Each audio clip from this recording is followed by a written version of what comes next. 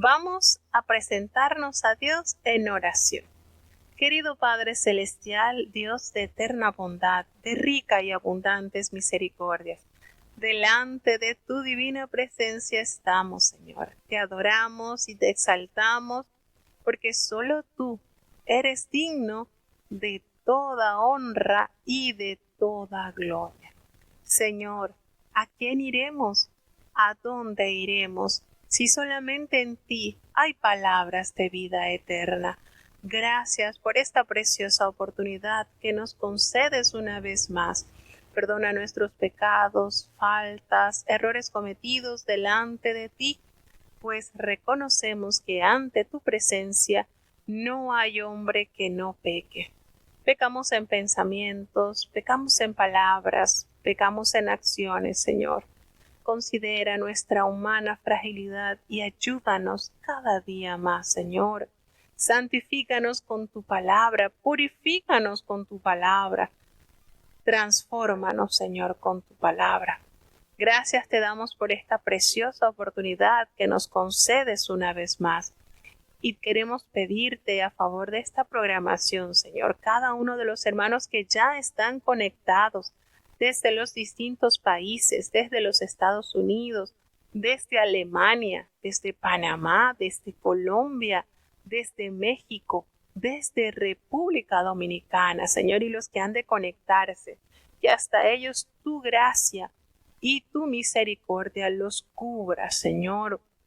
Te pedimos, oh Dios, que en ellos se dé esa hermosa promesa que tú has dado, Padre, en el libro del profeta Isaías, porque como desciende de los cielos la lluvia y la nieve y no vuelve allá, sino que harta la tierra y la hace germinar y producir, y da simiente al que siembra y pan al que come, así será tu palabra que sale de tu boca, no volverá a ti vacía. Antes hará lo que tú quieras y será prosperada en aquellos para quienes la has enviado. Prepara nuestras mentes, nuestros corazones, nuestras manos para entender, para amar y para hacer tu voluntad. Quédate con nosotros, Señor, te necesitamos. En el dulce nombre de Jesús te lo he suplicado y en él te doy las gracias. Amén. Bueno, mis amados hermanos, vamos entonces a tener la breve introducción de la epístola escrita por el apóstol Pablo a este joven también Timoteo. ¿Y qué personalidad tendría nuestro amado apóstol que pudo adherir a este ministerio, la juventud también, reconociendo así la fortaleza y el respaldo glorioso que se obtiene para el avance del pueblo de Dios cuando contamos con una juventud consagrada, santa, con una juventud que ama y se deleita en obedecer al Rey de Reyes. Y aquí notamos cómo el apóstol Pablo invirtió bastante tiempo en la edificación de estos jóvenes para ser sucesores de esta gloriosa fe y este precioso ministerio. Y bueno, la epístola del apóstol Pablo a Tito, el autor, sin duda alguna, nuestro amado apóstol Pablo, la fecha probable en la cual se haya escrito esta epístola está en el año 64 después de Cristo. El tema en el cual se envuelve este escrito, esta epístola, está en organizar el orden en la iglesia que se encontraba en Creta. Las palabras que más el apóstol Pablo va a usar para hacer esa diligencia, compromiso, responsabilidad. Y bueno, como trasfondo de esta epístola tenemos que es algo extraño que una persona cuyo nombre aparece encabezando uno de los libros del Nuevo Testamento sea tan poco conocido. Aunque bueno, Tito fue compañero y valioso colaborador del apóstol Pablo, pues no se hace mención de él en el libro de los Hechos de los Apóstoles. Tito, recordemos que era griego y aparentemente un converso de Pablo.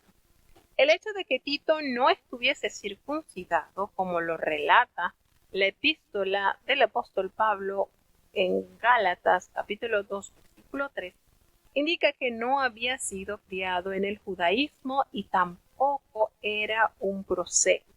Recordemos que prosélito era toda aquella persona que no era judía, pero que determinaba adoptar la religión judía como tal. Y eso implicaba que debía circuncidarse. Y eso está presente en todos los tiempos. Creo que hoy en día también las personas que desean adherirse a la religión como musulmana se puede hacer, pero los hombres tienen la obligación de circuncidarse.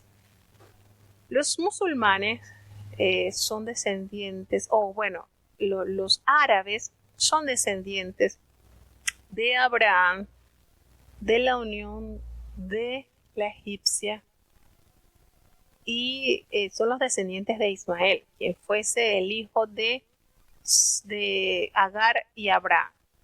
Recordemos que el Señor le prometió a él que 12 príncipes saldrían de él. Y hay algo que también hay que recordar, es que esta simiente de Abraham también recibió la circuncisión. Precisamente fue circuncidado Ismael a la edad de 13 años, cuando su padre Abraham también se circuncidó ese mismo día. Entonces, usted se considera prosélito cuando usted no es nacional, no es judío, pero decide tomar esta práctica como forma de vida, desea judaizarse, desea practicar la religión judía. Entonces Pablo sentía una gran estimación por Tito y se intranquilizaba cuando no sabía noticias de cómo se encontraba y qué hacía este joven. Resulta que aunque en el Nuevo Testamento no se hace mención alguna de un ministerio de Pablo en Creta, pasajes como el capítulo 1 en el versículo 5 que vamos a leer nos indican claramente que el apóstol y Tito habían llevado a cabo un trabajo misionero en esa comunidad, y esta campaña se desarrolló probablemente durante el año 63 y 64 después de Cristo. Al ser Pablo liberado de su primera prisión en Roma, como no tenía mucho tiempo, pues el apóstol Pablo dejó a Tito en Creta para atender las iglesias y partió hacia otros campos de labor. Desde algún lugar de la ruta que iba a Nicópolis de Grecia, le escribió a Tito. Esta carta contiene evidencia de haber sido redactada durante el otoño, probablemente del año 64 después de Cristo, y esa evidencia la vamos a encontrar en el capítulo 3, versículo 12. El propósito que envuelve la escritura de esta carta es la que el apóstol le haya encomendado a Tito, un predicador del evangelio, claro está, quien se supone que es relativamente joven, la difícil tarea de dirigir la obra en Creta. Después le escribió esta carta para darle esas instrucciones más detalladas sobre el desempeño de sus deberes pastorales. Recordemos que esa palabra obispo en el griego, en el origen en el cual se escribió el Nuevo Testamento, abarca muchos términos. Obispo, anciano, pastor, es decir, una función muy amplia en el ministerio de Dios. Entonces, la carta, por supuesto, nos exhibe algunas afinidades con Primera de Timoteo que están dirigidas a hombres jóvenes, a los cuales se les había asignado posiciones de responsabilidad y liderazgo en sus respectivas iglesias durante la ausencia de su mentor, el apóstol Pablo. Ambas se ocupan de las calificaciones de aquellos que han de dirigir y enseñar a las iglesias. Es decir, se halla en la epístola escrita del apóstol Pablo a Timoteo en la primera carta, y en Tito hay mucha similitud, porque está describiendo o describen en ambas epístolas el perfil que debe tener, que debe reunir los requisitos, las características, las cualidades que debe reunir todo siervo de Dios que tendrá uso santo dentro de los ministerios. Entonces hay mucho parecido en estas epístolas. ¿Qué sucede? Que las corrupciones mundanas que amenazan a las nuevas iglesias son las mismas. Y Tito aborda 3 grandes temas. ¿Cuáles son esos grandes temas? La organización de la iglesia, la sana doctrina y la vida en santidad. Tito debiera ordenar a ancianos en cada ciudad donde existiera un núcleo congregacional. Debían ser personas de elevadas cualidades morales y sólidas en cuestiones de principios. Deben ser sostenedoras de la verdadera doctrina apostólica y capaces de refutar a los impugnadores, aquellos que están apostando al fracaso y a la distorsión y a la corrupción de la doctrina santa de Dios. Entonces, podemos notar que esta epístola no está lejana de las situaciones actuales en las que vive el pueblo de Dios. Hay dificultades en la iglesia que se complican cuando hay problemas con el liderazgo, y esta carta nos enseña que el supremo objetivo del gobierno de la iglesia es precisamente preservar la verdad revelada y salvaguardarla con estas normas y mandamientos de Dios. Y de ahí pues que los líderes deben ser ejemplares en el estilo de vida y en la sana doctrina. Esta carta destaca también la íntima conexión entre la sana doctrina y la moral. La verdad está destinada a determinar la vida y a promover la santidad. Sin duda alguna, es una carta que con tan solo 3 capítulos y un tiempo de lectura aproximado de unos 7 minutos, podemos encontrar grandes riquezas que nos elevarán a parecernos más a aquel ciudadano que el Señor espera encontrar. Entonces, sin duda alguna, esta carta escrita del apóstol Pablo a este joven Tito nos traerá bastante edificación. Sin más, vamos a escuchar este escrito.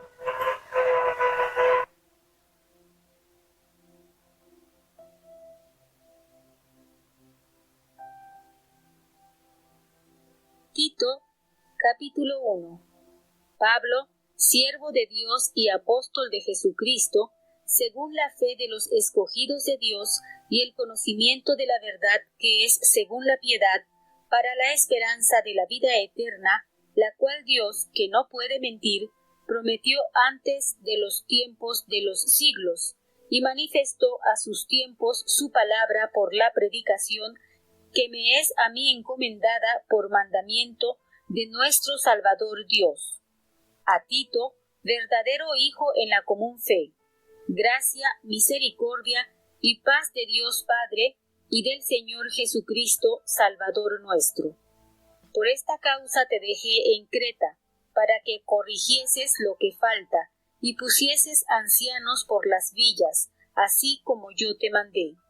El que fuere sin crimen, marido de una mujer, que tenga hijos fieles que no estén acusados de disolución o contumaces, porque es menester que el obispo sea sin crimen, como dispensador de Dios, no soberbio, no iracundo, no amador del vino, no heridor, no codicioso de torpes ganancias, sino hospedador, amador de lo bueno, templado, justo, santo, continente, retenedor de la fiel palabra que es conforme a la doctrina, para que también pueda exhortar con sana doctrina y convencer a los que contradijeren. Porque hay aún muchos contumaces, habladores de vanidades y engañadores de las almas, mayormente los que son de la circuncisión, a los cuales es preciso tapar la boca, que trastornan casas enteras, enseñando lo que no conviene por torpe ganancia. Dijo uno de ellos, propio profeta de ellos, los cretenses siempre mentirosos, malas bestias, vientres perezosos. Este testimonio es verdadero, por tanto, repréndelos duramente para que sean sanos en la fe, no atendiendo a fábulas judaicas y a mandamientos de hombres que se apartan de la verdad. Todas las cosas son limpias a los limpios, mas a los contaminados e infieles nada es limpio. Antes su alma y conciencia están contaminadas. Profésanse conocer a Dios, mas con los hechos lo niegan, siendo abominables y rebeldes, reprobados para toda buena obra.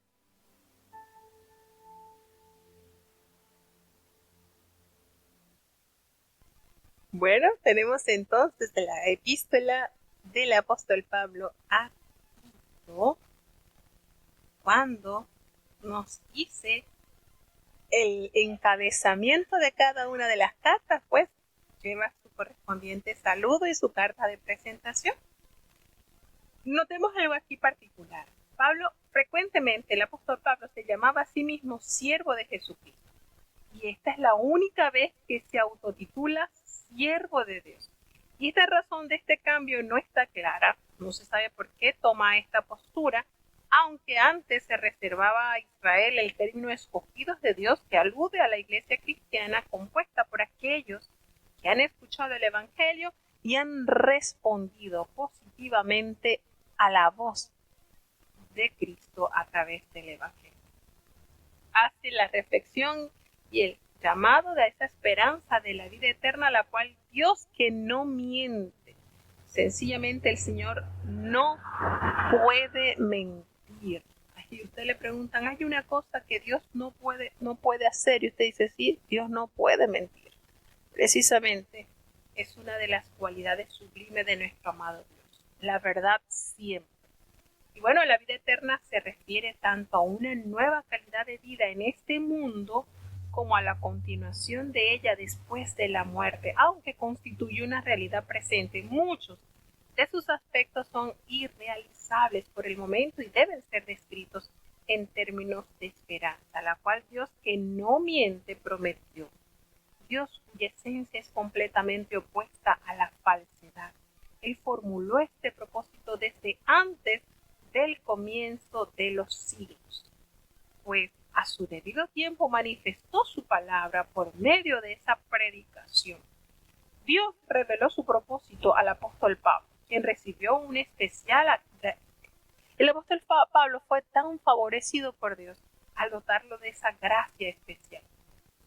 Y Tito, que era un verdadero hijo del Evangelio, como Timoteo, habiéndose convertido a la fe por medio del ministerio del apóstol Pablo, él escribe como padre a hijo y mantuvieron así un trabajo de hombro a hombro proclamando esa gloriosa fe que albergó en su corazón. Notamos entonces que por esa causa te dejé en Creta.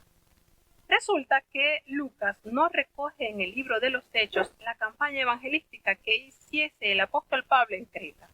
Consecuentemente, pues esta debe haber tenido lugar tras la primera prisión romana del apóstol Pablo. Y la palabra, recordemos, la palabra anciano significaba también lo mismo que obispo. Esa palabra obispo, anciano, pastor, están totalmente concentrados en esa palabra que se usa en el origen del idioma griego. Recordemos entonces que las exigencias espirituales a los ancianos eran lo más importante porque los cretenses no tenían muy buena reputación de moralidad. La lista de requisitos es similar a la que se encuentra en 1 de Timoteo 3, del capítulo 1 al 7, con solo unas pocas diferencias que vamos a notar. Pero allí nos damos cuenta que este perfil es la demanda del Espíritu de Dios a todo aquel hombre que esté usándose, que Dios esté usando en el ministerio. Tienen que ser irreprensibles, hombres fieles, maridos de una sola mujer, que sus hijos también practiquen la fe, que no estén acusados de disolución, de esa rebeldía que es característica de los hijos del mal. ¿Por qué? Bueno, el apóstol Pablo aclara, es necesario que el obispo sea irreprensible. que recuerde que es un administrador de Dios, no debe ser soberbio, no puede ser iracundo, no dado al vino, no puede ser catalogado como pendenciero, buscapleito, sin andar buscando ganancias deshonestas. En fin, un hombre que se deleite en vivir conforme al perfil de Dios. Volvemos y recordamos, esto que se describe aquí no es para un hombre sobrenatural, extraterrestre. Es para un hombre que haya entendido sus deficiencias, sus debilidades, pero hoy en día descanse en la potencia de Dios. Es decir, busque cada día agradarle a Dios por medio de la obediencia a la voluntad del Padre. Debe ser hospedador, debe amar lo bueno, debe estar totalmente sobrio, justo, santo sobre todo, y dueño de sí mismo, que no ande navegando en dos aguas. Tiene que ser una persona que retenga la palabra fiel, así como se le ha sido enseñado en todo tiempo, que pueda exhortar con esa sana enseñanza y así convencer a aquellos que buscan refutar la verdad de Dios. Porque hay muchos contumaces, imagínense, que son habladores de vanidad, engañadores, y sobre todo hace la salvedad el apóstol Pablo, los de la circuncisión. Más que todos los de la circuncisión están en estas corrientes. ¿Por qué el apóstol Pablo le dice, mire, estos hombres que son puestos para ministrar, administrar en la grey de Dios, deben tener este buen carácter? Los ancianos pues deben sostener la verdadera enseñanza cristiana, seria, celosamente, tanto con el propósito de instituir a los creyentes, como de impugnar con su vida, con su lealtad y con la santidad que refleje su vida, impugnar a estos falsos maestros que buscan arremeter y distorsionar la verdad de Cristo en la tierra, y sobre todo aquellos que están envueltos o que son de la circuncisión. Recordemos que un líder espiritual debe reconocer que alguna gente que es rebelde y no van a doblegar su voluntad ante liderazgo alguno, les gusta pasar de iglesia en iglesia, hablando de cosas espirituales, pero no se dan cuenta que lo único que hacen es hablar y no llevan fruto.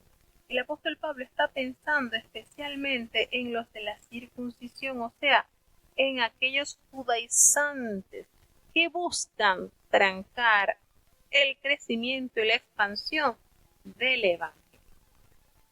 Y él le dice, es preciso taparle la boca. La influencia de estos maestros estaba muy extendida. Ellos trastornaban las casas enteras, estaban enseñando por ganancias deshonestas lo que realmente no conviene. Y esto es algo así, hermano, como que al ser humano le gusta ser engañado, sin duda alguna. Y hablando sobre estos temas, veíamos que anteriormente, un ejemplo muy actual, nosotros escuchábamos algún canto así y las cosas se disfrazaban, el diablo se disfrazaba. Pero hoy por hoy ya el diablo no se disfraza, hermano, se presenta tal cual es. Y a la gente le gusta, que es lo más triste. Usted antes no escuchaba una canción vulgar que dijera obscenidades, cosas asquerosas. Y si lo hacían, lo disfrazaban de una manera, porque eran censuradas en la radio, en las estaciones, eran prohibidas. Hoy por hoy ya no, lo cantan a todo pulmón y a la gente le gusta. Es decir, ya el diablo no está con sutileza, el diablo está así de frente y a la gente le gusta ser engañada, a la gente le gusta. Qué triste, ¿verdad? Y podemos ver que lo que el apóstol Pablo le describe aquí a Tito de los cretenses era algo deplorable, la parte cultural de ellos, terrible. Uno de ellos, su propio profeta, imagínense, habló de los cretenses Imagínense las características culturales que tenían ellos adheridos. Mentirosos, bestias, glotones, ociosos. Imagínense, el apóstol Pablo cita aquí a un conocido poeta cretense del siglo VI antes de Cristo, que era considerado casi como un profeta de sus compatriotas, para ilustrar la pobre reputación de los habitantes de esa isla en el mundo antiguo. ¿Qué características? Ociosos, malas bestias, glotones. Oh, no estaba muy bonito el perfil de esta gente. Sin embargo, allí llegaron los representantes de Cristo en la tierra para darle otra oportunidad a este gentilicio, para valorar y resaltar y sacar de ellos lo mejor. Y ahí está entonces Tito como representante del Evangelio para que pudieran ellos, a través de los testimonios de santidad, sacar algo bueno de esas personas. Y este testimonio es verdadero, dice, por tanto el apóstol Pablo le dice a Tito, repréndelos duramente para que ellos puedan crecer en salud de la fe. Porque una fuente no puede verter agua dulce y agua salada. Estas culturas debían quedar derogadas. Un verdadero cristiano no puede permanecer en esa condición en la que Cristo lo llamó. Sí, es cierto, Cristo nos llama, ven como estás, pero es para despojarte, para que entregues tus harapos del mundo y usar entonces vestiduras santas, y que todo lo malo que hayas arrastrado del mundo sea transformado por la verdad de Cristo. Entonces sí es necesario, ¿verdad?, extender la invitación a todo. Pero recordemos que el Evangelio es una novedad y nosotros estamos llamados a vivir en novedad de vida. Así es la invitación de nuestro Salvador. Entonces, les aconseja que no estén escuchando esas doctrinas erróneas que eran fábulas judaicas en su origen. Mientras que los judíos, recordemos que los judíos legalistas compilaban una lista de cosas que iban mucho más allá de los requerimientos del Antiguo Testamento. Los cristianos no necesitan hacer distinciones entre lo que estaba por ellos culturizado. Aquí el apóstol Pablo le dice a Tito, mira, ellos tienen que procurar mantenerse en el perfil de las enseñanzas que se le ha dado, no atendiendo a estas fábulas judaicas y estos mandamientos de hombre. Aquí en ningún momento el apóstol Pablo está tachando la ley moral, la ley del Señor, dada por Dios a su pueblo, escrita con el dedo de su mano. Entonces, todas le dicen, no pueden estar recibiendo mandamientos de hombre, porque esto lo que hace es apartarlos de la verdad. Todas las cosas son puros para los puros, pero para los corrompidos, los incrédulos, nada le es impuro. Entonces, esta gente corrompida e incrédula ensucian todo lo que dicen y hacen, y este versículo no les da a los cristianos licencia para aceptar y abrazar el mal. Mucho cuidado. No nos confundamos. Todas las cosas son puras, sí. Las cosas cuya función de Dios es de bendición. Pues hasta su mente y su conciencia están corrompidas. Así que profesan ellos, aquí el apóstol Pablo está de acuerdo con el apóstol Santiago, que las obras dan testimonio de la fe. Cuando dice que profesan conocer a Dios, pero triste y lamentablemente con los hechos lo niegan, se hacen abominables y se vuelven rebeldes y son, a la verdad, reprobados en cuanto a toda buena obra. No tienen el fruto que demuestre que son parte del pueblo obediente y amante de Dios. Y esto se hace referencia entonces a aquellos que tratan siempre de distorsionar la verdad de Dios para envolver en la mentira a los que se están acercando al Señor. ¿Seguimos avanzando?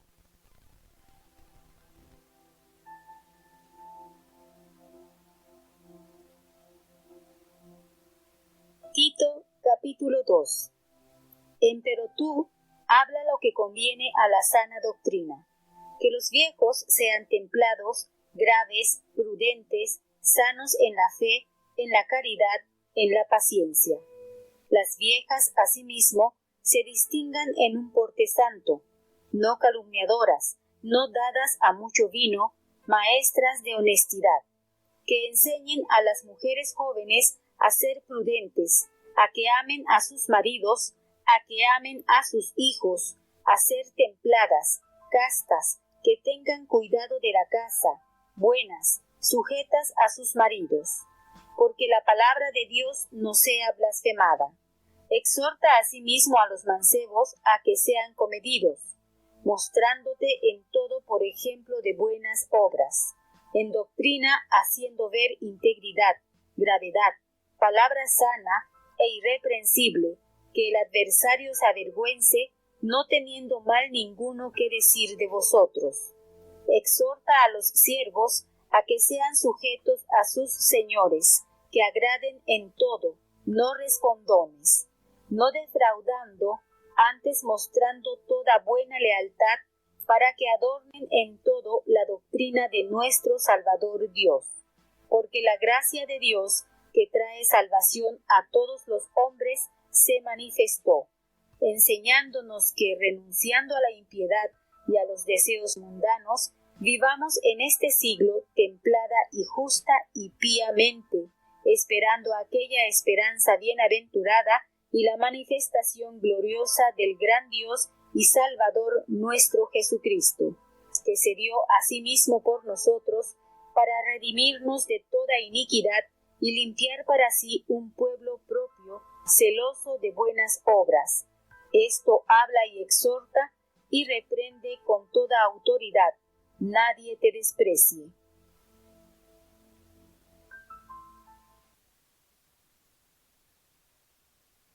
Qué manera el apóstol Pablo de guiar a la juventud, a la generación relevo, para conducirse como es debido. Y saben que era lo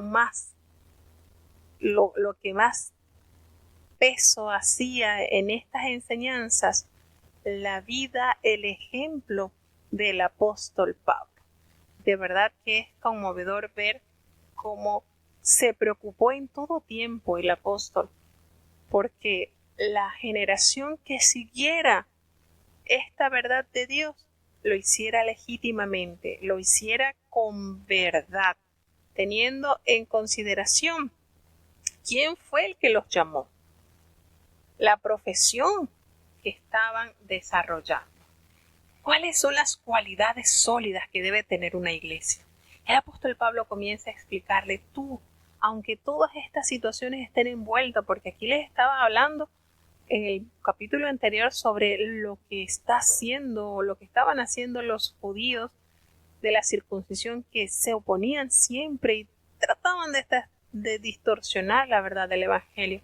Y le hacía el llamado a Tito, le hacía el llamado: no importa lo que los legalistas hagan o digan, sencillamente debe seguir la sana doctrina del evangelio. Entonces, en contraste con las vidas detestables y desobedientes de los falsos maestros, el apóstol Pablo exhorta a los cristianos de distintas edades y situaciones sociales a practicar las buenas obras. Y esta exhortación se aplica a todos los ancianos de la iglesia y no solamente a quienes desempeñan este oficio eclesiástico. Deben existir cualidades en su vida cristiana que sean consistentes con su edad y con su experiencia. Y comienza a explicarle que las ancianas deben asumir la responsabilidad de su nueva posición en el evangelio, y esto incluye ofrecer un buen ejemplo a las mujeres jóvenes e inculcarles un carácter cristiano y responsabilidades domésticas. Fíjense cómo el apóstol Pablo instaba para que las generaciones no crecieran arengadas, así todas, no. El ejemplo era la mayor firmeza con la que se puede enseñar. Y entonces amonestaba a las ancianas a que educasen a las jóvenes, y les decía: tienen que ser reverentes, tienen que tener ese porte santo, no pueden ser calumniadoras, no pueden ser esclavas del vino, tienen que ser maestras del bien. Deben enseñar a las más jóvenes a que deben amar a sus maridos y también mostrar amor a sus hijos, que puedan en ellas verse la prudencia, la santidad, cuidadosas de su casa, buenas. Y de verdad que esto es lindo, hermanos, cuando uno lee la palabra de Dios y nota cada detalle que nos describe la Biblia, podemos afirmar que no hay mejor guía, que no hay mejor manual para tener una vida plena que la Biblia. ¿Qué detalles? ¿Cómo le dice a las ancianas que enseñen a las jóvenes a que puedan tener cuidado de su casa, que su casita esté bonita, esté organizada, que esté sujeta a su marido? Porque haciendo todo esto, la palabra de Dios jamás será blasfemada, porque el púlpito que es tu vida estará predicando de buena forma de vida en que has desarrollado tu entorno. Y esto es maravilloso, de verdad. Cuánta riqueza encontramos en su santa palabra, cuánta grandeza. Qué lindo es que esto se pueda difundir. Qué consejos tan hermosos. Cuando les dice el apóstol Pablo, le dice, exhorta a sí mismo a los jóvenes que sean prudentes, no solamente a las mujeres que van a adquirir una responsabilidad como esposas, sino también a los jóvenes. Y esto es así cortante de lado y lado, tanto a las mujeres jóvenes como a los hombres jóvenes, que deben ser prudentes, que se deben presentar como un ejemplo de buenas obras, mostrando siempre esa seriedad, esa integridad, esa palabra sana, esa palabra irreprochable, de modo que aquellos que busquen ofender el Evangelio por medio de tu vida, de tu testimonio, sean avergonzados. No tengan nada malo que decir de ustedes. Miren qué sabiduría y qué grandeza. Que vean ese joven diferente, que vean ese joven que se conduce con prudencia, con temor santo. ¿Ustedes creen que el enemigo no tratará de arremeter? Pero será en vano, porque su identidad, la identidad de este joven cristiano, le representará como administrador de Dios en la tierra. Entonces, sigue dándole los consejos que también traen bendición a la sociedad. Dile, exhorta a los siervos a que se sujeten a sus amos, que agraden en todo, que no sean respondones. Y esto qué particularidad, ¿verdad? Hermanos, el Evangelio es transformación plena e integral del ser humano. Cuando usted no cree que el Evangelio es solamente ir a la iglesia, levantar la mano, aleluya, y regreso a una vida normal, como muchas iglesias tristes y lamentablemente están viviendo. Son solamente cristianos el domingo que van a la iglesia, pero del resto de la semana viven común. Qué lindo es esto cuando usted degusta la verdad del Evangelio. Cuando usted es tocado, transformado por el poder de Dios, su vida íntima, personal, pública, brilla en todo lugar. Y el apóstol Pablo le dice, mire, enséñale a los siervos a que no sean respondones, a que no anden por allí hablando y tratando de manera inadecuada a sus amos, que no anden defraudando, que no anden mostrando cosas que no deben, porque cuando ellos se portan debidamente, cuando ellos son fieles en todo, esto, ¿saben lo que causa? Adorno a la doctrina de Dios nuestro Salvador. Esto entonces da la credibilidad de que en lo que has sido instruido, en lo que has sido enseñado, es realmente efectivo. Esto es, hermano, el Evangelio es como la medicina o el tratamiento que usted compra para combatir la obesidad, que dicho sea de paso es la enfermedad del siglo, la obesidad. Los mayores medicamentos que existen en la farmacia son contra la obesidad. Y el Evangelio vamos a poner esta alegoría como el tratamiento para la obesidad, para contrarrestar la obesidad. Y que en usted se vea su cuerpecito tallado y bien bonito. Así es el Evangelio. La vista, el oír, su apariencia, todo corroborará que ese producto que usted está consumiendo es verdaderamente efectivo. Si nosotros predicamos de la paz, pero nos mantenemos peleando con Raimundo y todo el mundo, si nosotros predicamos del amor, pero no lo mostramos, si nosotros predicamos de la humildad, pero no queremos ni tocar el suelo, entonces lo que estamos promoviendo es una falacia en nuestras vidas. El apóstol Pablo le explica de manera en que esto, el fruto de tu vida, tu día a día convenza a este mundo pecador, incircunciso, este mundo lleno de maldad, que tu fuente, esa fuente que es Cristo, esa agua de vida, está saciando tu vida y en ti hay algo diferente. Entonces, esto, cuando nosotros lo hacemos así, adorna la doctrina de nuestro amado Salvador y se hace evidente que el Evangelio sí transforma las almas, que el Evangelio sí cambia, que el Evangelio es la solución a nuestros problemas. Entonces, él le dice, hay que educar en esa fe salvadora, porque la gracia de Dios se ha manifestado para traer salvación a todos los hombres. Y nos enseña que debemos renunciar a esta impiedad y a estos deseos mundanos que batallan con nosotros, que vivamos en este siglo de una manera justa, de una manera piadosa, de una manera sobria. Es decir, el prerequisito para una vida santa es la gracia de Dios. Y ella enseña a ser discípulo de Cristo y les hace llegar a estos la esperanza bienaventurada de la segunda venida del Señor. Notamos que aguardando la esperanza bienaventurada, que ese Salvador Jesucristo, quien se ha dado a sí mismo por nosotros, para redimirnos de toda iniquidad, para purificar para sí a su propio pueblo, con buenas obras. Y esto le dice el apóstol, habla esto, exhorta esto, reprende con toda autoridad, que nadie te menosprecie. Entonces, parecido a lo que le expresó a Timoteo, que ninguno tenga en poco tu juventud.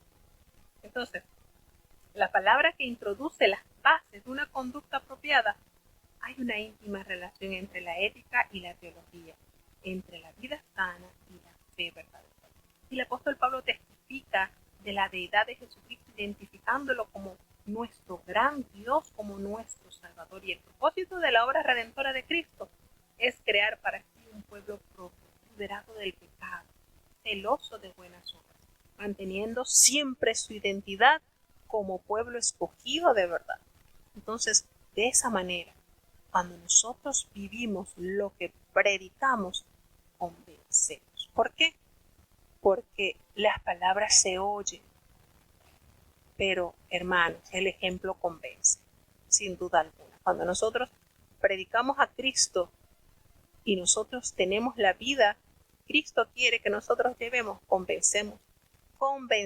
Y si no se convierten, al menos está el testimonio de que un siervo de Dios, representante de Cristo en la tierra, les habló de Dios.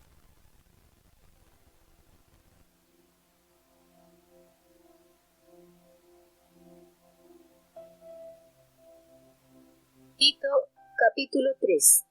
Amonéstales que se sujeten a los príncipes y potestades, que obedezcan, que estén prontos a toda buena obra, que a nadie infamen, que no sean pendencieros, sino modestos, mostrando toda mansedumbre para con todos los hombres, porque también éramos nosotros necios en otro tiempo, rebeldes, extraviados, sirviendo a concupiscencias y deleites diversos, viviendo en malicia y en envidia, aborrecibles, aborreciendo los unos a los otros.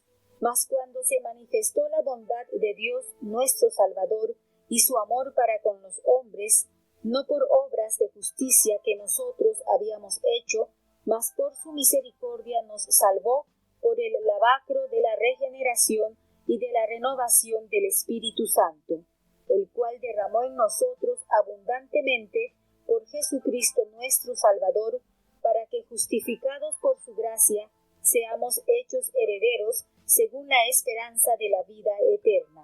Palabra fiel, y estas cosas quiero que afirmes, para que los que creen a Dios procuren gobernarse en buenas obras. Estas cosas son buenas y útiles a los hombres, mas las cuestiones necias y genealogías y contenciones y debates acerca de la ley evita, porque son sin provecho y vanas.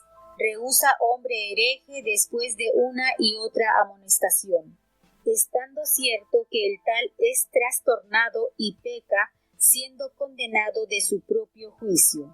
Cuando enviare a ti a Artenas o a Tiquico, procura venir a mí a Nicápolis, porque allí he determinado invernar. A Zenas, doctor de la ley, y a Apolos envía delante, procurando que nada les falte, y aprendan asimismo los nuestros a gobernarse en buenas obras para los usos necesarios, para que no sean sin fruto. Todos los que están conmigo te saludan. Saluda a los que nos aman en la fe. La gracia sea con todos vosotros. Amén. Bueno, notemos esta manera preciosa que mantuvo el apóstol Pablo una vez convertido en instrumento del Señor. Él no se creía indispensable, que si él iba a morir, el evangelio no iba a seguir, al contrario. Él entendía la necesidad de preparar personal idóneo para seguir esta gran y gloriosa labor de extender la verdad de Cristo sobre la tierra. E invirtió en oración, en ayunos, viviendo una vida santa. Y por eso que él escribe, miren, todo lo que vieron, lo que escucharon, lo que aprendieron de mí, hagan eso. ¿Qué vida tuvo el apóstol Pablo?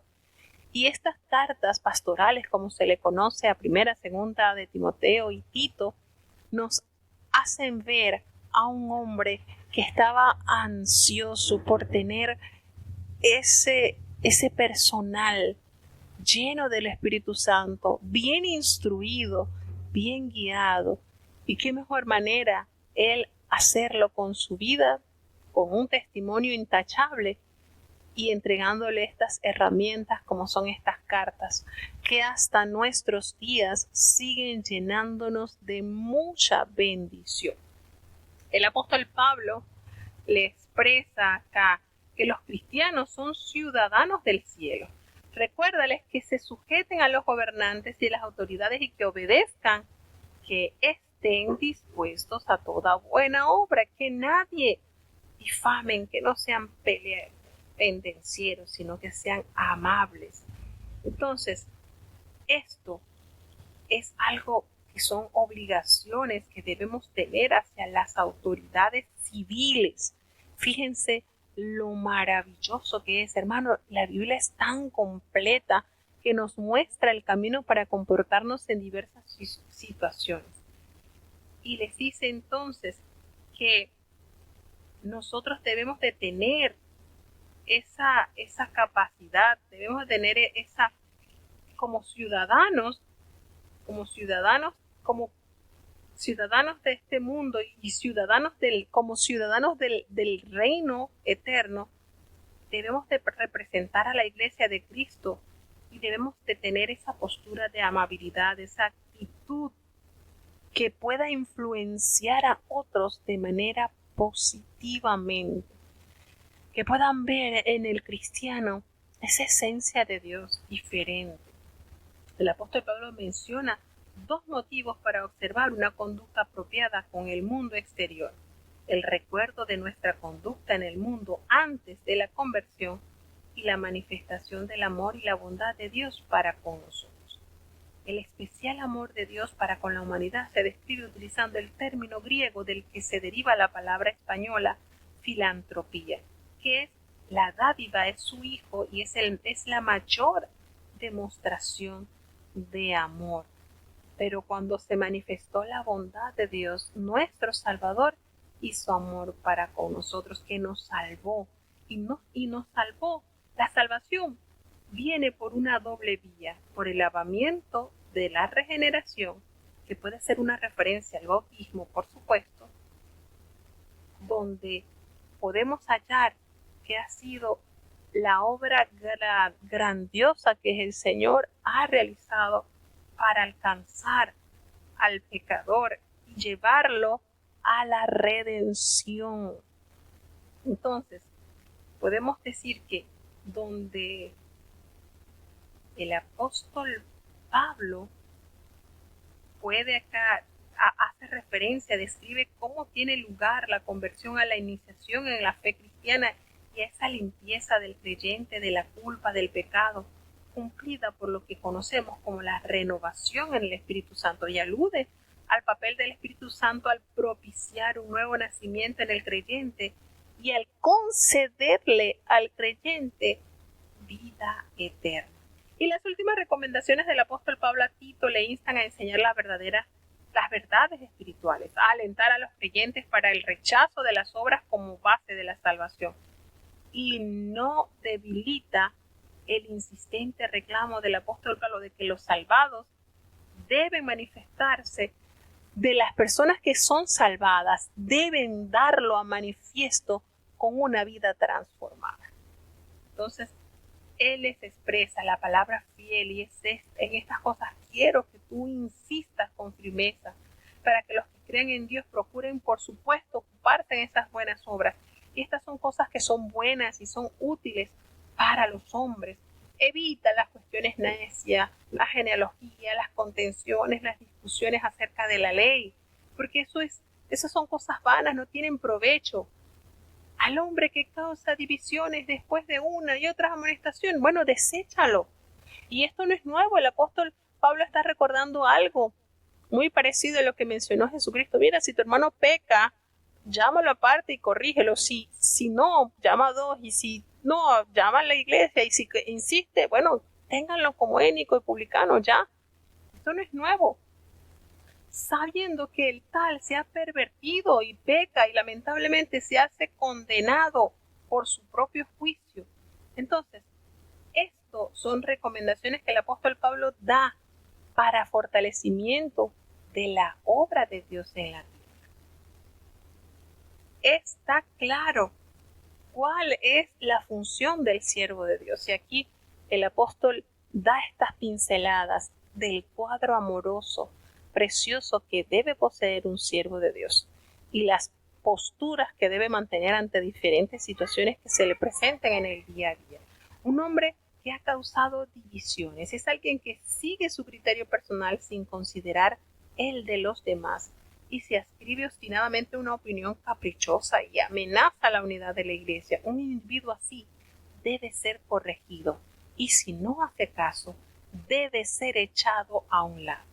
Entonces, aquí nos hace referencia también el apóstol sobre cuando envió a Artemas, y nada más que en esta referencia se tiene de Artemas, porque Tíquico era un mensajero de confianza que lo menciona en Éfeso, en la epístola de Efesios y en la epístola de Colosenses. Y aparentemente el apóstol Pablo había enviado a uno de ellos para revelar a Tito sus deberes en Creta. Nicópolis era la ciudad del Epiro, que era una parte de Acaya.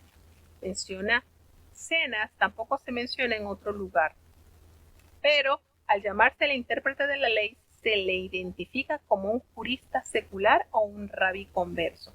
Apolos es el bien conocido maestro que apareció por primera vez en Éfeso, como lo detalla Lucas en el capítulo 18 del libro de los Hechos, y que ejerció un ministerio con éxito en Corinto.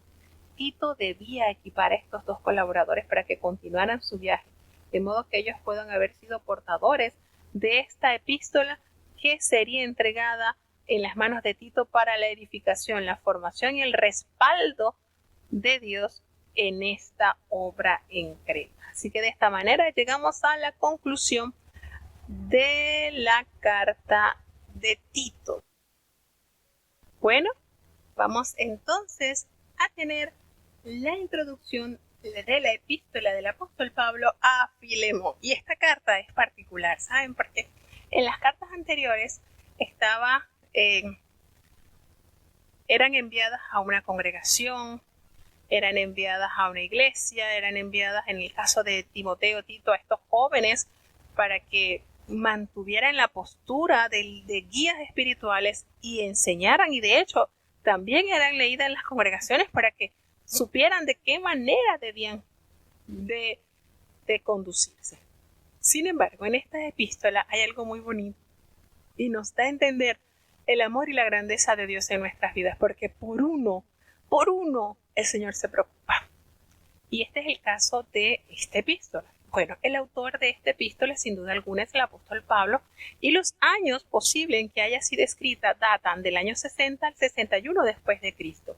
El tema que gira en torno a esta carta es el amor fraternal, y la palabra clave que nos llena es la palabra hermano. Esta carta es una apelación personal del apóstol Pablo a Filemón. ¿Quién era Filemón? Filemón era un rico cristiano propietario de esclavos. Y parece que Filemón se había convertido bajo el ministerio del apóstol Pablo, que residía en Colosas, y que la iglesia colosense se reunía en su casa. Es decir, la sede era la casa de Filemón. Entonces, ¿qué sucede? Que Onésimo, quien era uno de los esclavos de Filemón, había huido a Roma, había escapado, aparentemente después de haber dañado o quizás robado algo que pertenecía a su amo. Y esto lo podemos deducir por lo que le escribe el apóstol Pablo en esta epístola a Filemón, cuando le dice, mira, ponlo a mi cuenta, si en algo él te ha hecho, ponlo a mi cuenta que yo te lo pago. Entonces esto nos da a entender que Onésimo había roto algo, o había perdido algo, o se había robado algo. Y que pertenecía, por supuesto, a Filemón. Y entonces, estando allí en Roma, Onésimo entró en contacto con el apóstol Pablo, quien estaba preso. Y el apóstol condujo a este esclavo a la libertad que da Cristo al hombre. Pareciera que el apóstol Pablo adjuntó esta carta en favor de Onésimo a la que escribió a la iglesia de Colosas, porque Tíquico y Onésimo habían sido los portadores de ambas epístolas. Recordemos lo que nos dice en la carta de Colosenses, en el capítulo 4 del versículo 7 al 9, y en Filemón lo vamos a leer en el versículo 12. Ahora, la estrecha relación entre Pablo y Filemón se evidencia por las oraciones mutuas y por una hospitalidad de puertas abiertas que tenía el apóstol en este hogar. ¿Qué sucede? Que allí había amor, confianza, respeto, propio de una amistad sólida y verdadera, como se manifiesta en esta carta que el apóstol le escribe a Filemón. ¿Qué sucede? Recordemos que la esclavitud era una realidad económica y social aceptada en el mundo romano, y el esclavo era propiedad de su amo, sin derechos. Bajo la ley romana, un esclavo que huía podía ser severamente castigado y hasta condenado a la muerte. En el siglo I hubo sublevaciones de esclavos que hicieron que sus amos estuvieran temerosos y desconfiados.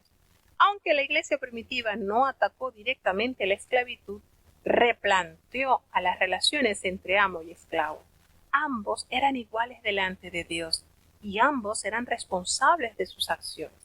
Entonces, el apóstol Pablo escribió esta carta durante su primer encarcelamiento en Roma, alrededor del año 61 después de Cristo. Él quería una reconciliación cristiana genuina entre su amo burlado y un esclavo perdonado. Actuando con mucho tacto, pero a la vez diligentemente, el apóstol intercedió por Onésimo y expresó absoluta confianza en que la fe y el amor cristiano de Filemón le llevarían a perdonar a su esclavo. El principal objetivo de Pablo era que Filemón abrazara al fugitivo Onésimo como un hermano en Cristo, y también expresó su alegría por el ministerio que Filemón tenía en su hogar y le alentó a continuarlo, claro está. El apóstol expresó con claridad que deseaba mantener a Onésimo junto a él, pero insistió en la necesidad de una reconciliación con Filemón primero. Aunque recordemos que esta es la carta más breve del apóstol Pablo, Filemón es una profunda revelación de Cristo obrando en la vida del apóstol y de quienes lo rodeaban. El tono cálido de amistad personal, más que de autoridad apostólica, revela cómo el apóstol Pablo se refirió de forma amable pero firme a un tema central de la vida cristiana. Esto es, sin duda alguna, el amor que se expresa en el perdón. Y en medio de una situación muy delicada, la epístola presenta la capacidad persuasiva del apóstol Pablo en acción. Entonces, esta epístola es una notable expresión de las auténticas relaciones cristianas. Tras saludar a Filemón y a sus hermanos creyentes, el apóstol da gracias por el amor y la fe de éste hacia Cristo y sus hermanos. A menudo el amor fraternal exige practicar el perdón y la misericordia. Y pronto el apóstol toca este punto y explica la conversión de Onésimo, la nueva condición del esclavo como miembro de la familia de Jesús y su valor para el ministerio. Y esta transformación junto a la profunda amistad del apóstol para con ambos hombres sirve de base a un nuevo comienzo. Esta no es una simple apelación del apóstol Pablo porque extiende un cheque en el blanco a favor de Onésimo por cualquier deuda en que el esclavo hubiese incurrido. Su petición la presenta en la seguridad de que el amor y las buenas cualidades del carácter de Filemón habían de prevalecer. Cuando concluye esta carta, uno puede sentir la unidad del Espíritu que reine entre los santos creyentes. Y entonces, impresionante el poder de Cristo para restaurar vidas destrozadas. Incluye el encuentro personal entre Jesús y el pecador que huye. Esto, cuando nosotros lo vemos de esta óptica, podemos ver que así como la maravillosa reconciliación de dos creyentes que estaban distanciados, solo la gracia, al ejemplo del perdón de Cristo por medio de la cruz, somos capaces de vencer nuestros rencores y errores y reconciliarnos con nuestros hermanos y hermanas en el Señor. Esta epístola de verdad que aplica poderosamente el mensaje del Evangelio. Antes un esclavo ignorado, Onésimo es ahora un hermano amado en Cristo. A Filemón se le pide que conceda el mismo perdón sin condiciones que él recibió a través de la gracia y el amor de Jesús. Y la oferta del apóstol Pablo de pagar una deuda que no le pertenecía en favor de un esclavo arrepentido constituye un claro ejemplo de la obra del Calvario. Su intercesión es además similar a la permanente intercesión de Cristo delante del Padre a nuestro favor. Esta epístola es hermosa, breve, conmovedora, pero con un mensaje glorioso que toca al más profundo para reconciliar y reconocer que así como hemos sido perdonados, también debemos perdonar. Vamos a escuchar esta epístola.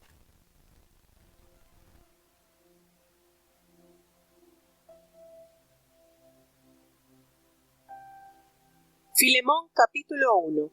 Pablo, prisionero de Jesucristo, y el hermano Timoteo, a Filemón amado y a coadjutor nuestro, y a la amada Afía y a Arquipo, compañero de nuestra milicia, y a la iglesia que está en tu casa. Gracia a vosotros y paz de Dios nuestro Padre y del Señor Jesucristo.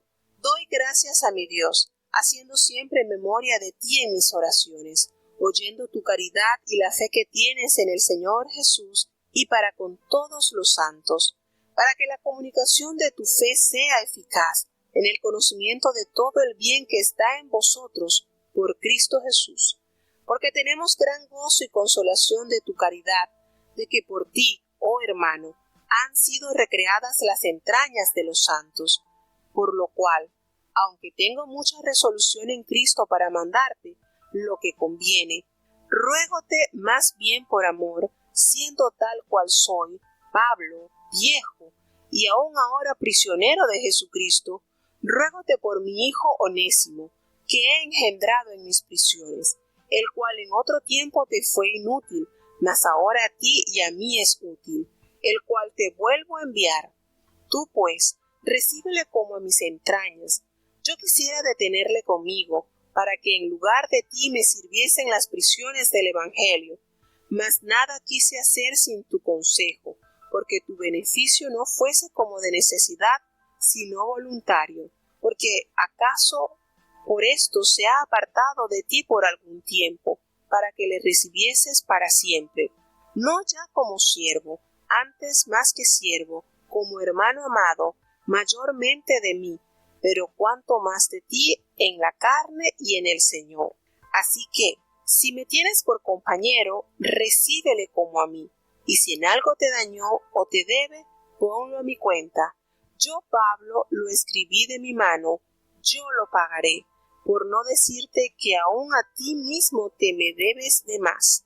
Sí, hermano, gocéme yo de ti en el Señor, recrea mis entrañas en el Señor. Te he escrito confiando en tu obediencia, sabiendo que aún harás más de lo que digo. Y asimismo prepárame también alojamiento, porque espero que por vuestras oraciones os tengo de ser concedido.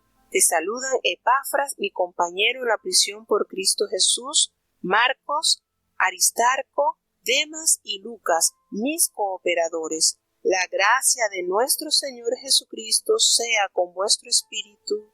Amén. Bueno, tenemos este precioso manjar espiritual como es esta epístola, que abarca mensajes preciosos. Realmente es la función de todo siervo de Dios, buscar la reconciliación, llevar a Cristo al centro de nuestras vidas. Y de verdad que todo lo que nos refleja el apóstol en esta carta nos da a entender que aunque uno, y quizás sin valor social como era un esclavo, para Cristo tiene gran valor, y este sentido lo tenía vivo el apóstol Pablo en su corazón. Podía menospreciarlo quizás, que era un esclavo y de paso estaba prófugo, así que no era de mucho valor. Pero qué lindo cuando ya este esclavo entendió su misión y la utilidad que su vida también traía. De verdad que el tema de esta carta es precioso. No sé si ustedes lo habían visto alguna vez con esta óptica, pero es maravilloso. El apóstol Pablo ve su situación a través de los ojos de la fe, y él es un prisionero de Jesucristo, no de César, y es un embajador cautivo.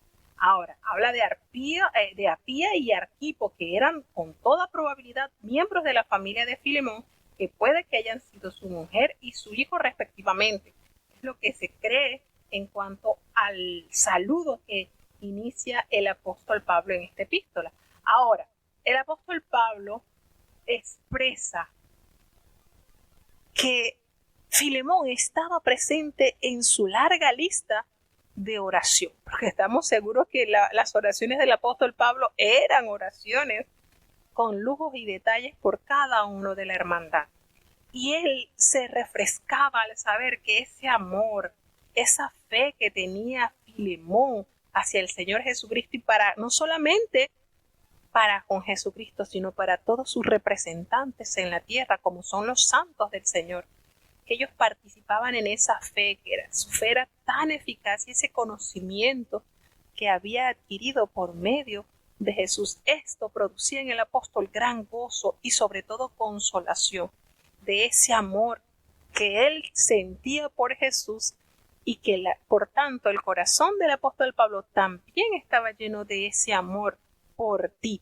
Y esto es bonito, hermanos, porque como una vez me lo expresó mi querida Aricel, nosotros tenemos que decirles a nuestros hermanos en vida lo que son para nosotros. Y aquí el apóstol Pablo está haciendo uso de la carta, diciéndole, porque yo tengo en ti ese amor, esa consolación en tu amor por ti, oh hermano, eso bonito que sentimos, de esa admiración que despierta a nuestros hermanos por su linda labor, por su misión que con fervor están cumpliendo. Nosotros debemos resaltarlo, debemos de hacérselo saber en vida. ¿Por qué llenar de halagos un ataúd? Un hermano que no nos va a escuchar. Es en vida, es en presente que debemos manifestárselo. Y esta era la oportunidad propicia que el apóstol Pablo halló para manifestarle la admiración que sentía por Filemón a causa de su gran fe, su gran entrega y su servicio a Cristo, manifestándolo a través del servicio a sus santos, a sus hermanos. Y eso lo había confortado, eso lo había llenado de satisfacción.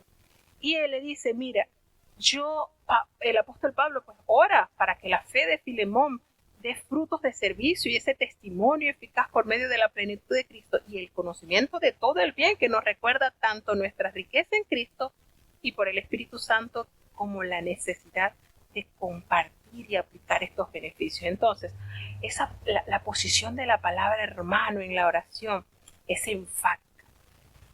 El apóstol Pablo confía en que él podrá hablar libremente, pidiéndole como apóstol y amigo que Filemón iba a cumplir con su deber.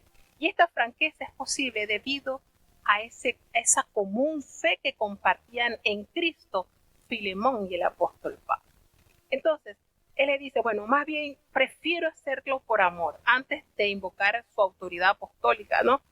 Ya cerca de 60 años de edad tenía el apóstol Pablo, y ciertamente el derecho de llamarse a sí mismo anciano, claro, por cierto, el significado de esta palabra en griego se acerca mucho más al término de embajador, ya que ambos proceden de la misma raíz y a veces son intercambiables. De ahí que quizás el apóstol Pablo se está presentando a sí mismo como un embajador en cadenas.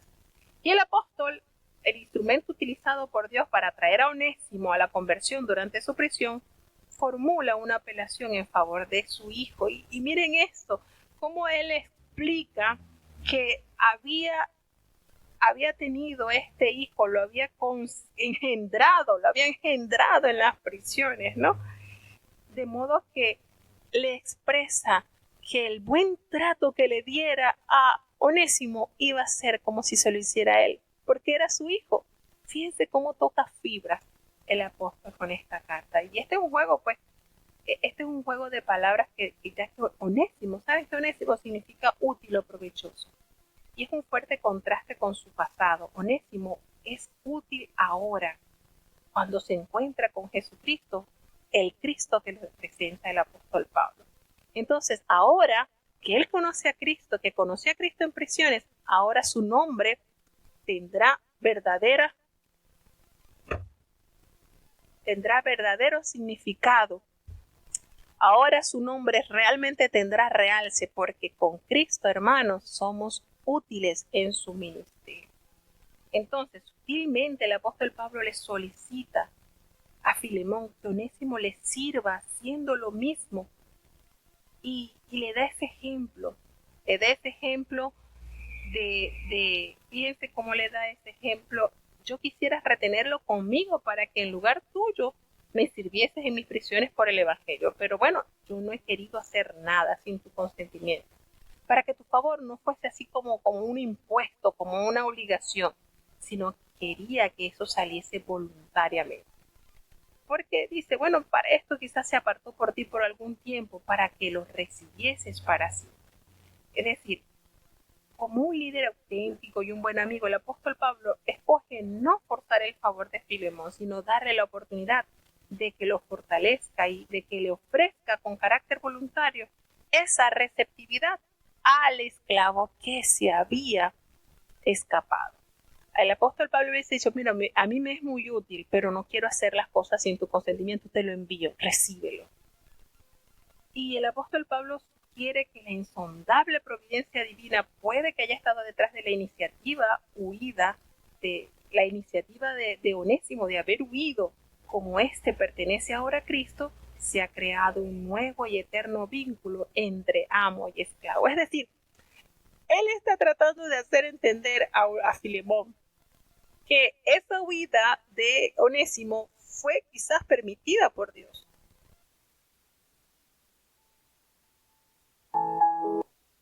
De modo que él pudiese encontrarse con Cristo y ahora ser una nueva criatura de mayor provecho para él como amo. Fíjense cómo usa la manera de que no fue una casualidad que haya huido, quizás una mala decisión de él. Fue Dios quien lo encauzó para que hoy por hoy te regrese renovado, te regrese transformado y ya no lo veas como un mero esclavo. Ahora velo como él es en verdad un hermano, adoptado por el mismo Padre que nos ha adoptado a nosotros. Entonces, fíjense, nos damos cuenta que la base de la apelación del apóstol Pablo es que Onésimo se ha convertido ahora en un hermano amado y el nuevo vínculo trasciende la temporal relación como amo-esclavo propia de este mundo y se proyecta hacia la relación eterna hermano-hermano. Y son características del reino espiritual. Aunque el apóstol Pablo no ataca abiertamente la institución de la esclavitud, los principios que exponen sienten las bases para su futura abolición. Si en algo te dañó o te debe, Esto nos parece indicar, como le habíamos dicho al principio, que Onésimo había robado algo antes de escapar. Y el arrepentimiento exige a menudo restitución, lo cual Onésimo no parecía en condiciones de garantizar. Entonces el apóstol ofrece entonces pagar por esto. Y el apóstol pues insiste en su promesa de pagar en lugar de Onésimo, pero por encima de eso contaba con el aprecio y el carácter bondadoso de Filemón. Notamos entonces que sí, hermano, si tenga yo algún provecho de ti en el Señor, conforta mi corazón en el Señor. Aquí aparece que esto parece sugerido un juego de palabras, en razón de que la frase tenga yo algún provecho se apoya en el mismo verbo del que se deriva del sustantivo onésimo. Parece que el apóstol cierra la carta con un juego para que se permita a Onésimo unirse.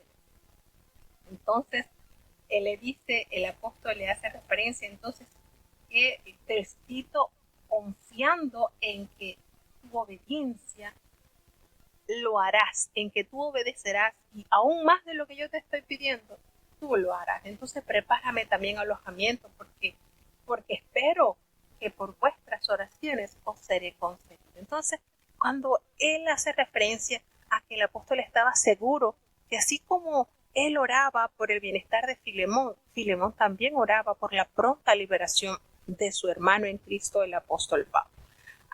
El apóstol le menciona que le saludaba Epafras, quien era su compañero de prisiones por Cristo Jesús. Le hace referencia a Marcos, Aristarco, Demas y Lucas. Y bueno, aquí Demas todavía caminaba en la fe, no se había huido, como lo menciona el apóstol Pablo en Colosenses. Mis colaboradores. Entonces, Epafras estaba ministrando activamente en y alrededor de Colosas y debía ser conocido por Filemón, obviamente, y los otros 4 colaboradores de Pablo también disfrutaban de una relación no muy clara, no muy definida con Filemón, pero de hecho les hace mención de ellos porque los conocía. Entonces, notamos la preciosa función del ministro de Cristo: ser propulsores de la paz, ser representantes de la paz, armonizar siempre las relaciones que hayan estado rotas, con o sin justificación, y sobre todo interceder más allá de una oración, estar dispuesto aún a invertir económicamente, como era el caso del apóstol Pablo. Si él te ha llevado, si algo te ha faltado, yo te lo pago, ponlo a mi cuenta. Qué cosa tan linda. Realmente las características de la personalidad del apóstol Pablo no dejan de sorprendernos. Volvemos y repetimos, era un solo esclavo, y para la sociedad un esclavo no tenía valor.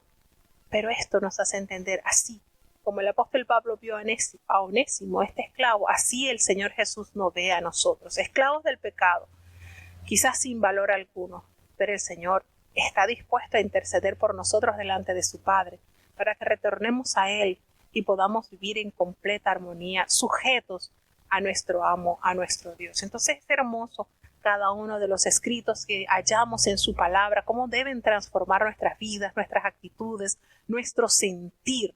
De verdad, hermanos, Dios nos ayude a valorar cada una de estas herencias espirituales que nos ha dejado en su palabra, para que las practiquemos, para que llenemos nuestra vida de esa forma en que el Señor quiere que cada uno de nosotros vivamos. Bueno, vamos a tener ya la oración de despedida.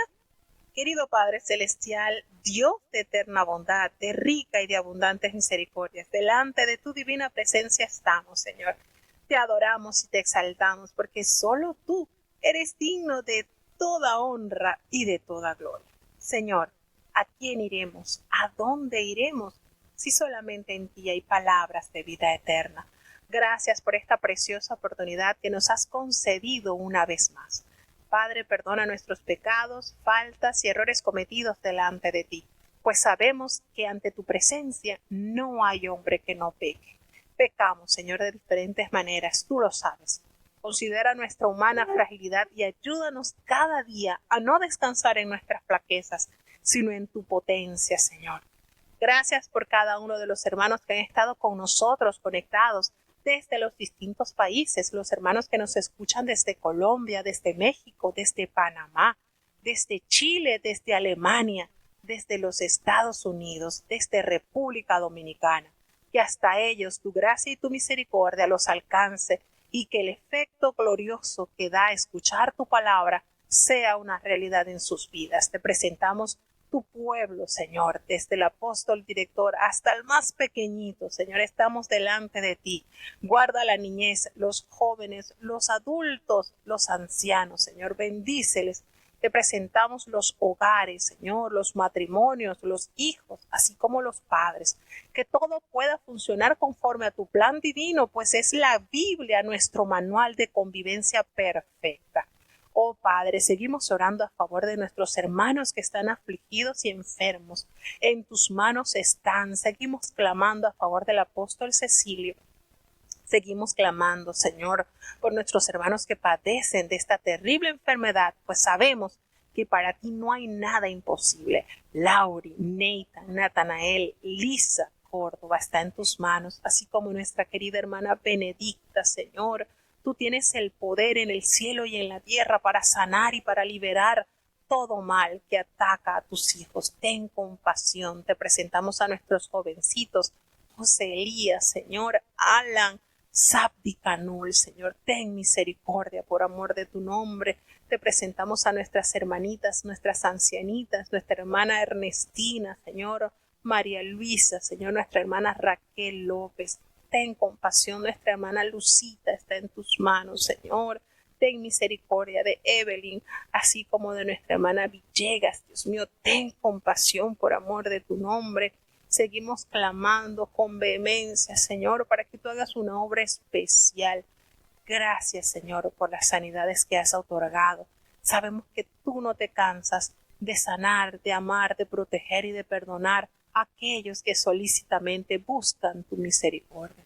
Padre, no nos abandones, Señor, te necesitamos cada día más. Todo te lo hemos suplicado, Señor, en el dulce nombre de tu Hijo amado Cristo Jesús. Y ahora te pedimos, Señor, que el bendito amor de Dios, la gracia y la paz de nuestro Señor y Salvador Jesucristo, la compañía y la comunión de tu Espíritu Santo, quien es nuestro eterno Consolador, sea con cada uno de tus hijos, nos guarde desde ahora y para siempre. Amén.